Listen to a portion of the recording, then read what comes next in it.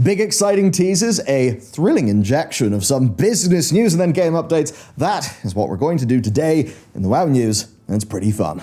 Alright, the tease. Here's the deal. The WoWcast just went out. Pretty much a 30-minute casual chat with some developers about the content that's coming, which, if you're watching this, you probably already know about. But, Linksy tossed in some fun things at the end and just said, "What's next?" To which Maria Hamilton said, Nosdormu, Morozond, Chromie, Evil Chromie, and Galakrond. Yes, Galakrond is straight up confirmed. It's one of those things we didn't know. Would Galakrond just be consigned to history? No, he's not. She teased Iridikron's big plan being particularly bad. It's all quite fun, and of course hit up yesterday's video if you'd like to see a little bit more on that. Now, this was all said under the, soon TM label, right? And that means, what is soon? It could be the 10.1.5 Mega Dungeon, the 10.1.7 storyline, 10.2, and beyond. Now, we're fairly sure that patch 10.2 is Emerald Dream and Viranoth stuff based on a little bit of a data mining fragment, and that would kind of suggest that the 10.1.7 storyline would be setting that up. Now, if 10.2 was to go with the red and green flights, then you sort of would be left with the bronze. And I suppose there's a few ways that could go. I mean, one, our Mega Dungeon could be an insane romp back in time and we just deal with it in the sort of mid-patch era. Or maybe patch 10.3 does actually exist. Perhaps it will be focused on Morozond, Nosdormu, and Iridikron. As for the Mega Dungeon, that Farak isn't a raid boss in Aberrus has got me suspicious. And while a Mega Dungeon appearance for him would be pretty neat, does a Mega Dungeon fit a being of that power? It's kind of food for thought. But the point here is that WoW has a lot coming. Seeing Galakrond, be it going back in time to him, or him somehow coming to us, would be cracked good. And, you know that question of when did Nosdormu turn into Morozond that's been teased for a very long time? Well, yeah, we're gonna know about that. So all those plot points that I've been speculating off since the end of the End Time Dungeon in Cataclysm, it seems like finally answers will be coming. So yeah, I'm pretty excited. As I'm also excited for something that I forgot. And have now went and found. Yes, right, we did a challenge coin as one of the specials for this month's Patreon, and it's friggin' awesome. It's really nice. Of course, you do get a whole bunch more with our Patreon physical merch loot tier this month. Really want to do more decorative sort of fantasy coins and tokens and things in the future. So, let me know if you've got any ideas. Of course, over on the Patreon, you also get loads of behind-the-scenes content from me. There's been a whole bunch of it, as well as early access videos. We've been able to release, I think, just about every video we've done the last while early, and a few other things as well. Patrons, log on. A lot of things have changed in the last few weeks. Just a big thank you to everyone for your support. If you would like to join up in the Patreon and do so before the end of this month to get in on the delicious wave of fun loot, including this coin, then the link's down below. With that said, oh boy. The UK's Competition and Market Authority has blocked Microsoft's proposed $69 billion acquisition of Activision-Blizzard. And the reason is basically competition concerns over the cloud gaming sector, where apparently Microsoft's proposed solutions to the CMA's problems failed to address their concerns. Now, the deal is not, literally dead yet, right? It's been blocked in the UK. And the thing is that if the FTC's feeling rather bullish, which it seems to be, and then we've got the EU making their decision soon, I mean, the UK jumping in and kind of issuing their look at things early, that definitely sets some tone. And man, you should have seen, Microsoft's responses all very, oh yes, we're very good, we're very professional. Oh boy, the responses from Activision were a lot more up for a fight. So obviously, expect appeals and boring legal things. And, unless proceedings move absurdly quickly, a tidy payday for Bobby. Yeah, because the termination part of the deal stipulates that if the merger doesn't go through by July 18th, then Microsoft has to pay a $3 billion termination fee to Activision, which does mean that yes, even when the heel of gaming Bobby Kotick loses, he still somehow bloody wins. Because yeah, oh no, it failed. Oh no, $3 billion.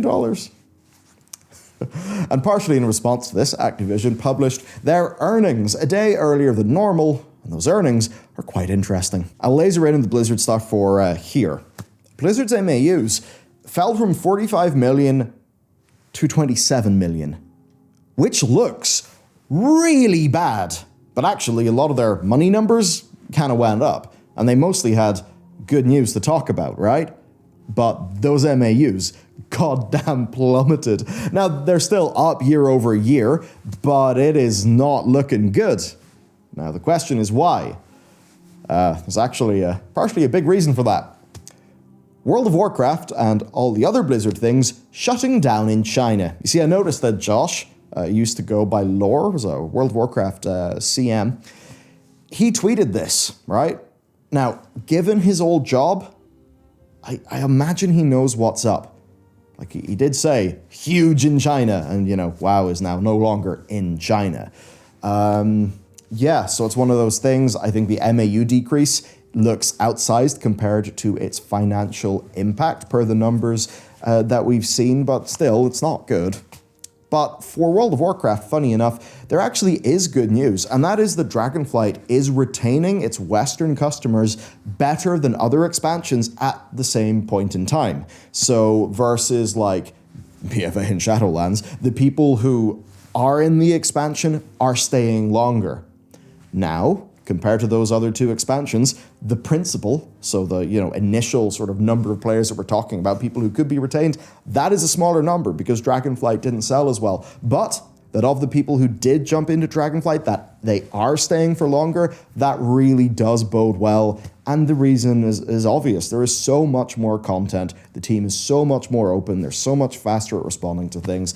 And I think that's the important thing. You see, for a long time, WoW has been a leaky bucket. Right? It doesn't matter how much, you focus on a massive wave of people coming in at the start of an expansion. It's like a leaky bucket. They'll all just, go out the bottom of the bucket because it's full of leaks. Now it's less of a leaky bucket. People actually play the game longer and stay there whenever they jump into it. That's the core thing that's good.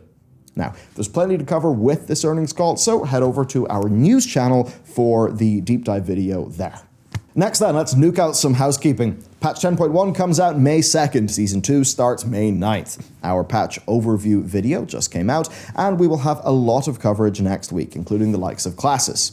The trading post, as it's the end of this month, is about to turn over, and I believe tomorrow is your last chance to go and earn stuff. So definitely think about doing that. And this is the final week of the back-to-back time-walking event. Good for catching up your characters, but if you are worried about leveling, don't worry too much because there seems to be a Diablo event happening a month after this patch comes out that will bring us a 50% XP boost event. And of course, with it being a new patch, Blizzard are doing Twitch drops. So if you watch 4 hours of qualifying streams from May 2nd to 9th, you get the Ethereal Portal toy. And if you do the same again between May 9th and 17th, you get the Blazing Hippogriff, which is a TGC mount that was previously going for $1,195, which is a bit of an ouch. But if you are a Swift Spectral Tiger owner, worry a bit less because Ian Hazzikostas recently said that it is unlikely to return in this, promotional form. Okay, with that said, let's talk about the game. Mythic Plus changes. Your Keystones will be depleting a chunky 9 to 10 levels as we head into Season 2, which is over double the normal season-to-season depletion. And the reason why here is fairly simple. It's because in addition to the usual reason why they do depletion, we also have an entirely new pool of dungeons. And Blizzard want to give people more of a fresh start and allow them to actually learn these new dungeons. Depleting the usual 3 keystones, they say, will have led to a lot of failed keys at the start of a season, which would obviously feel bad. And overall, I understand their reasoning, and also, let's be real, it does not take a crazy amount of time to ascend up those levels if you are really, really good, and with it being a wholly new dungeon pool, perhaps this is just the healthy thing to do. Hey, the circumstances have changed, as have, thankfully, a bit of the dungeons. Freehold is getting better. So, the whole captain randomness thing, right? You pick a different captain. Well, now the way it works is you always have Captain Jolly be the one who's friendly to you. Now, that is certainly the hardest combination for that encounter, but overall it is sensible. It's a bit like how they handled the Lorewalker Stone Step encounter in Jade Serpent. And a few other changes have happened with the trash, and also the RP is gone. You automatically join Captain Jolly after you kill the first boss. So, I mean, hey, even though, yes, the dungeon timer does take RP into account, it's not something that people enjoy, and it's a consistent point of feedback, so I suppose, yeah, why not do it that way? Okay, Revival Catalyst. It's time to talk about the new Catalyst, and I think some really good news is happening. It does appear to be launching a bit sooner, June 13th, 5 weeks after this season begins. I believe, if memory serves, last time it was 8, right? Anyway, it also works differently, where now you just get an account-wide charge that can be used independently on each character without impacting your other characters. There's also no Fill the Bar quest, right? Like as with Season 1 of this expansion, and as with Shadowlands Season 3 and 4, which had a currency, well, there is no currency. You just get a charge for free every single week. That's that. So clearly, Blizzard see this as what it is. It's just a solution to a problem, right? So a very nice change then. Another great thing is you can convert Season 1 items, right, into tier using the Catalyst in Season 2 for the purposes of transmog, and you can do so for no cost. So that's a massive win for the transmog collectors, especially with those Primal Storm gear sets being able to turn into tier via those means. Next though, it's time to talk about some cheese. So, cheese has been killed. The way that it worked, right, with the Great Vault, is that the loot pool that it would draw from would depend on what bosses you defeated. So, if you only killed the final 2 bosses of the raid, you would definitely get loot in their loot pool. And this incentivized skipping the early stuff. But now, the way that's going to work is that all boss kills are retroactive. So, if you defeat Sarkareth, all loot up until that point will be in your Great Vault pool. Now this is an understandable change, right? Because they don't really want people playing around sort of like gaming the particulars there, but I think very understandably, people are also real disappointed. This was essentially a player-made fix to a larger issue with raid loot, where outside of your single shot per week, there was no way to target loot, such as the dinar system of Season 4 of Shadowlands or the bonus rolls we used to have in the past. With some weapons and trinkets then being extremely powerful for certain specs, it can feel quite bad. And that's just what it is. It's one of those things. For Blizzard, just rare, powerful gear, that's a part of the game. It's something that they want. But for a lot of people, rather than being a cool thing to achieve, well, no, they do think that whatever that loot is a cool thing to achieve, but perhaps more than Blizzard appreciates, they also see it as a barrier to them getting what they believe they should be getting out of their class. That's what it's like when, maybe an item is particularly tuned, like overtuned, or just so good for one spec. And honestly, for me, yeah, I think something like the dinar system would be a reasonable solution here. But I think that Blizzard quite clearly wants to run the Shadowflame Crest upgrade experiment in a way that is isolated. I guess that's understandable too. Okay, time for a lot of information. There have been a whole bunch of interviews with various different groups and content creators, and I'll just go through what I thought the highlights were. Speaking to Mr. GM, Ian said that 10.1.5's PTR will be up shortly after 10.1. So yes, the brisk development pace is continuing. He also said that while there will be no third Evoker spec in 10.1, anything is possible in the future. And he also mentioned wishing they were better at hiding stuff, which kind of made me think like, all right, Ian, you answered that specifically for 10.1. And you may have alluded to some data mining that people, found about like Evoker third spec quest text stuff. I mean, 10.1.7? Third Evoker spec? I mean, that is when you would add a third spec. You certainly wouldn't do it at the start of a new season. That would just be a recipe for chaos. Account-wide reps, they talked about those, and they said that they're actually something they perhaps want to do in the future, but there are tech issues for older ones. I think they're certainly aware of people's concerns. There is a bit in Time Walking too, where they want to make things more evergreen, even right? Well, number one, adding more raids. And funny enough, whenever I did an interview with Ian, like maybe a month ago, maybe 2 months ago, I mentioned Throne of Thunder, and I did that because it's the one raid that I want in Time Walking the most, and I also know that I'm fairly sure it's his personal favorite raid. It's actually one of my personal favorite raids. Maybe my personal favorite raid.